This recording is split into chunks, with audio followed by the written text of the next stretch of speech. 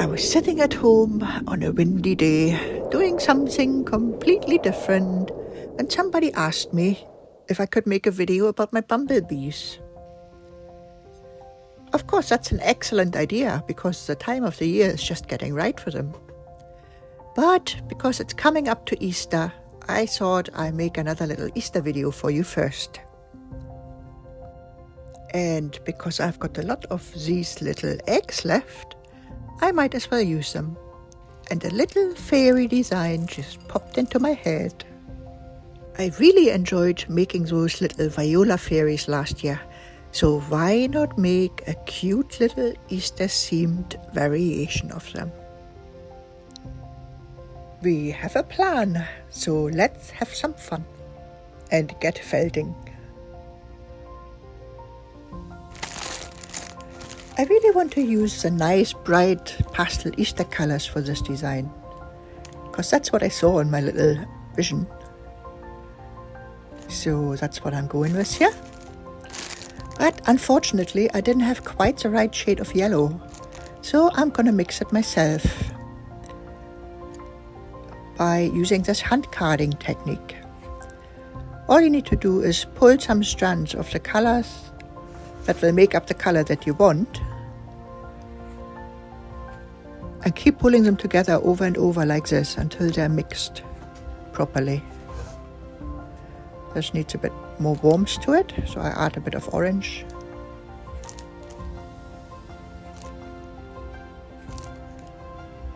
And just hold one end tight. Yeah, that's pretty close. And pull out the tufts at the other end.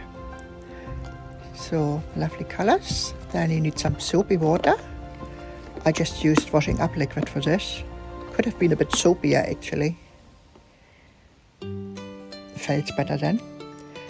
So we start by getting our bubble wrap out, putting it on a surface. I usually put a towel down first, put the bubble wrap, and then you lay out the tufts of the green or the base color that you want in one long line of tufts next to each other, and spread it out fairly thinly.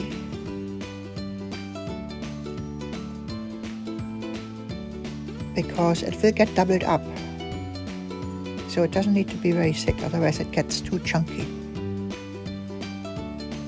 So I want my top to be yellow, and I'm gonna work in a few little slivers of yellow into the bottom part, so it ties together a little bit better. Always like to make connections between things. Then it looks more like one unit.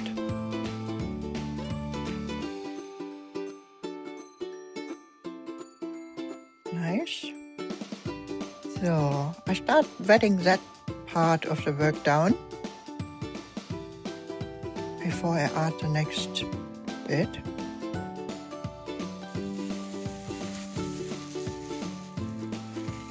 So hopefully you started off with your strip of tufts right in the middle of the bubble wrap. Then you should have enough to fold it over without squishing the tufts at the bottom. Make sure it's not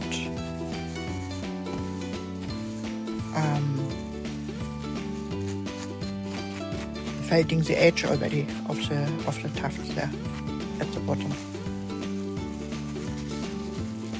You want it to stay feathered out like it is. So then I add a few little details. So this is going to get folded over. So this is a front, and most of your detail you want to be above this midline where it's going to get folded, so you can actually see it. It's not going to be folded to the inside.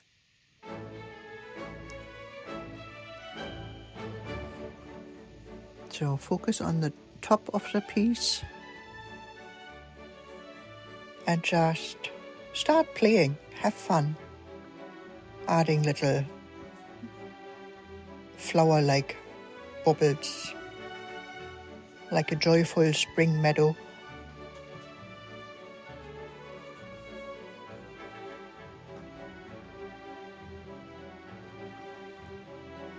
And I want these to stay a little bit raised above the background.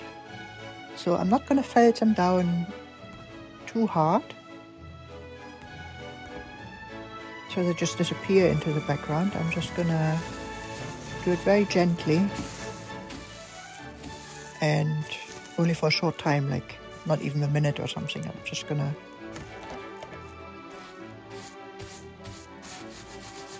start wet felting that, and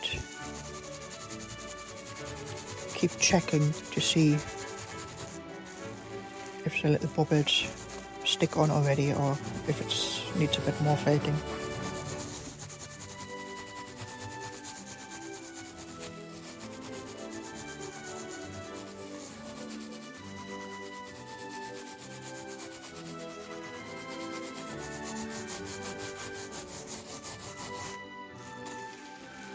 So check if the felting is done by pulling up the fibers a little bit, and if they stick, then you're all good. And you can turn over the whole piece so you see the back of it, and fold it open.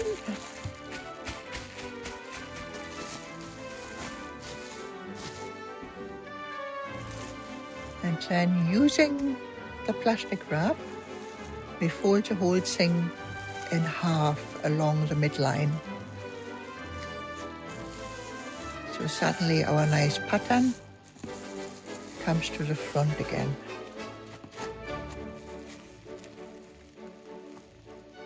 Some of these might need a little bit of felting later with a needle felting. And there's our piece. So sometimes I go over it again and leave a little strip at the bottom so you don't make such a sharp edge at the bottom. It's quite nice if the edge is a little bit more fluffy.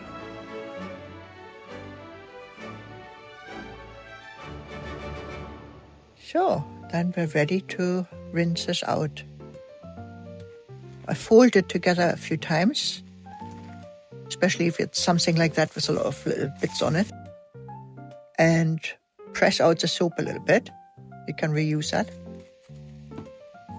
And then leave it folded together like that and rinse it out with very warm water. And then I put it between a towel and sit on it for a little while to press it dry. Works quite well. Or you could just hang it up and let it dry, depending on what you want to do. And then it's time to start on our little fairy. So you need some skin-colored merino wool. Make it about a finger thickness. And then we just tie one end of it into a little knot. That's going to be the base for our head. And fold the end of it over to form a nice smooth face. And just tie that off with a little bit of thread. Now, the bigger you make the head, the younger the fairy looks. The bigger, the younger. Age-wise, it's a proportion thing. So I want this fairy to be quite sort of young, like a small child. So I make the head fairly big in proportion to the body. And then I split off the arms from the same strand. Make sure they're the same thickness.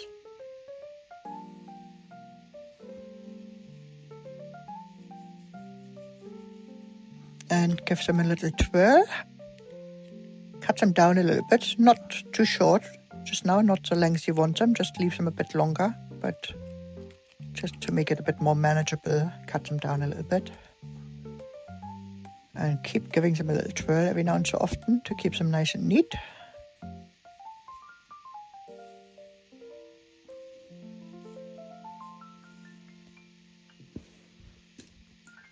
like so. Now I need my felting part. I'm gonna open a nice new one. I got these from the felt box because I like that they're blue. It's nice contrast to make videos with.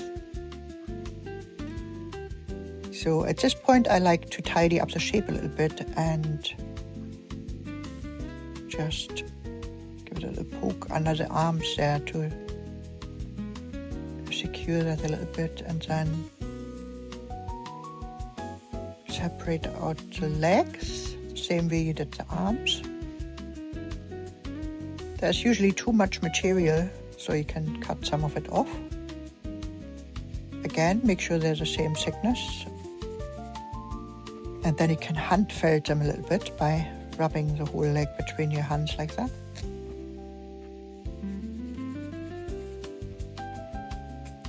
That works quite well. And trim off all the bits that you don't need.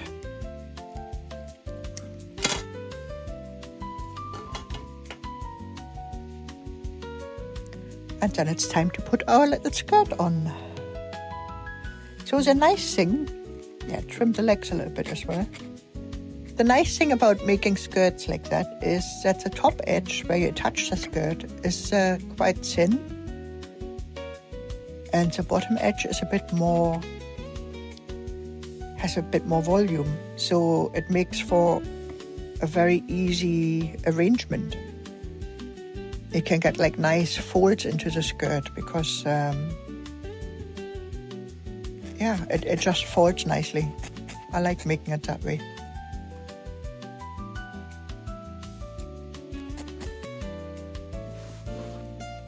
If you play around with it a little bit, you see how the folds form quite easily. Oh, it's getting quite cute. So it's hard to say beforehand really how much of this skirt material you're going to need. It really depends on how big you want your skirt to be. So once I kind of see how it folds, then I can usually determine where I need to cut it off. And I just fold these pieces together. Sometimes you can felt them together, sometimes you can just fold it together. And that's pretty much the shape of the skirt. Make it nice and secure, and then you can work in the folds a bit better by felting them down a bit more and arrange it in a manner that is pleasing to you.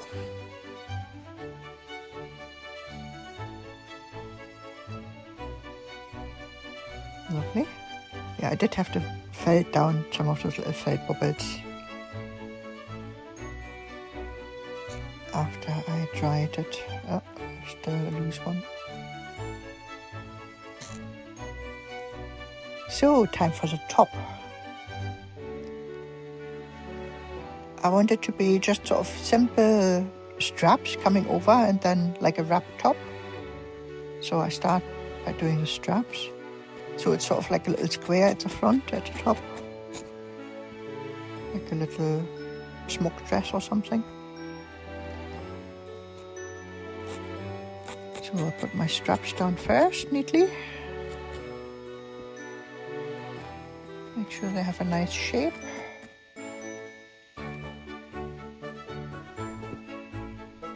And then I wrap the top piece around that. That's my lovely yellow merino.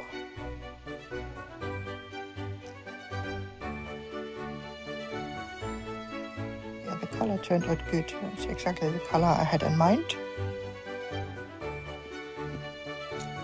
And then I shaped that a little bit from the side there. Give it a bit of a waistline. Just to secure it down a bit. Watch you don't poke your finger at this point.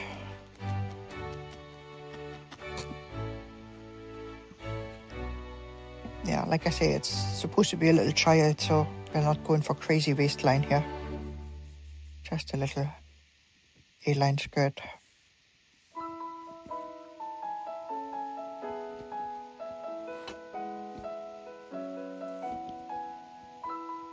And I think I might actually put some little shoes on her because the skirt is going to be quite heavy with quite a lot of stuff happening. I think it needs a little bit of grounding with some shoes. So I just wrap that around the end of the legs there. Fold it down a bit. And I'm going to add a little yellow bubble to it. Yeah, that fits together quite nicely.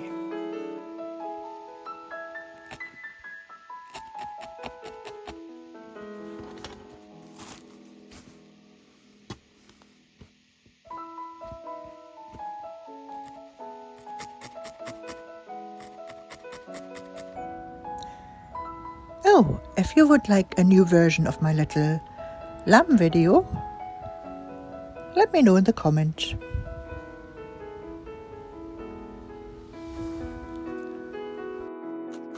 So I'm just making a tiny little rabbit to stick on the dress at the front, like so.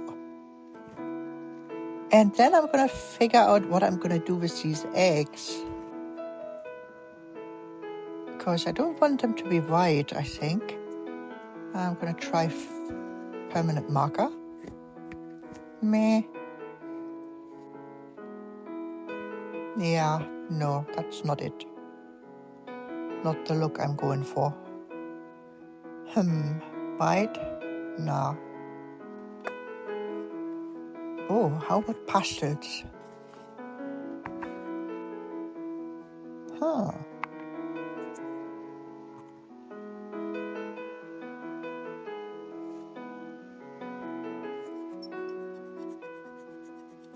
Let's see how this works.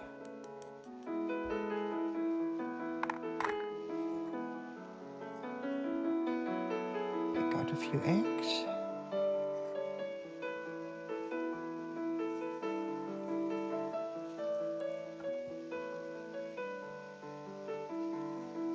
Oh, yes, lovely. Perfect. Made her little nest as well to hold in her lap. Glue in some little eggs. Hide a few eggs around the dress. Like so. Nice. And then I think I'm going to give her some brown hair for contrast. Just be very careful when you felt on the hair because very easy to poke yourself there. Never point the needle directly at your fingers.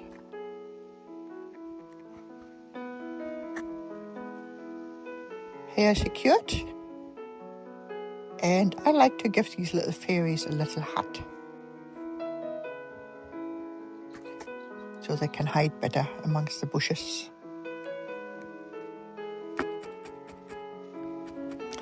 And it's just a piece of the same skirt material. I just secure that around the face and the head carefully. And there we go. Our little fairy is nearly finished. Oh, she turned out so cute. I love her. The perfect little fairy to put in a fairy Easter garden. So, all she needs now is some wings.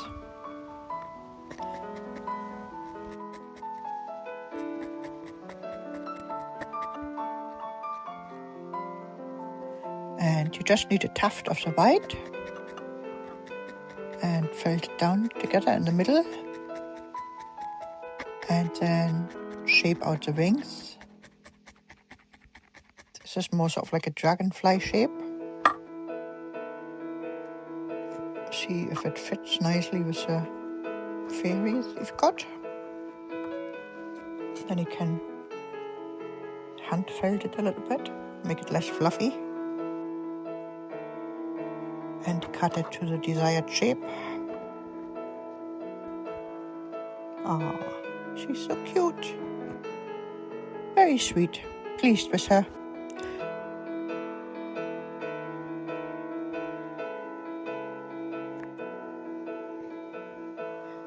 So thank you for watching. Hope to see you next time. Bye!